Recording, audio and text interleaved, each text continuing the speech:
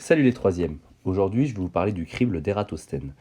Il nous est très utile pour trouver ce qu'on appelle les nombres premiers. Je vais vous en parler après. Donc vous avez un lien, donc ce Geniali qui vous a amené vers la vidéo, et à côté vous avez également un lien qui vous donne l'activité, et vous pouvez, je vous le conseille même, d'essayer de faire ce crible, de réaliser l'algorithme chez vous pour justement vous entraîner.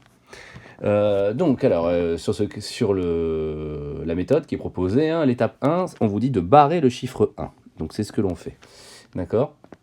Une fois que c'est fait, on vous dit d'entourer, étape 2, entourer le premier nombre non barré. Donc le premier nombre non barré, c'est donc 2. Étape 3, barrer tous les multiples de ce nombre. Donc si je barre tous les multiples de 2, je barre 4, je barre 6, je barre 8, je barre 10. Donc 10 c'est 2 fois, bon, une petite erreur de mise en page, hein, mais c'est pas grave. Et je vais barrer ainsi tous les nombres pairs, on est bien d'accord. Donc si je barre tous les nombres pairs, cela me donne...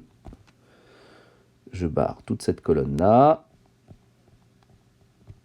toute celle-ci, toute la colonne des nombres se terminant par 4, toute la colonne des nombres se terminant par 6, toute la colonne des nombres se terminant par 8. Voilà. Et donc, une fois que c'est fait, on me dit recommencer l'étape 2 jusqu'à avoir barré ou entouré tous les nombres. C'est-à-dire que je retourne à l'étape 2, on y a marqué entourer le premier nombre non barré. Et le premier nombre non barré, c'est 3. Et je vais recommencer comme ça, ainsi de suite. Donc, je vais barrer les multiples de 3. 6, c'est un multiple de 3, mais il est déjà barré. Donc après, je barre le nombre 9. 12 est un multiple de 3, il est déjà barré. Mais il y a le nombre 15 aussi. Et ainsi de suite. 17 n'en est pas un, multiple de 3. 19 non plus. 21, c'en est un. Et ainsi de suite. Je ne vais bien sûr pas tout faire devant vous. Et vous allez vous retrouver à la fin avec uniquement des nombres entourés. Et ces nombres entourés ont une particularité. On appelle ça des nombres premiers.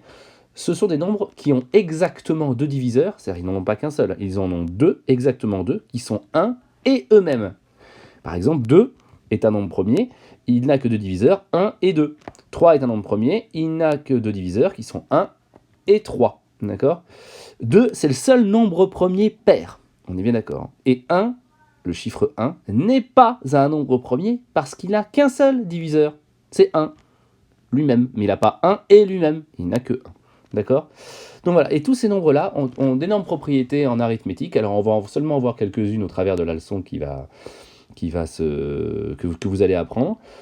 Mais il y en a plein d'autres. J'essaierai de vous mettre peut-être un petit lien pour vous expliquer un peu à quoi ça sert. Mais il y a énormément de choses en mathématiques qui se font grâce au nombre premier. Voilà.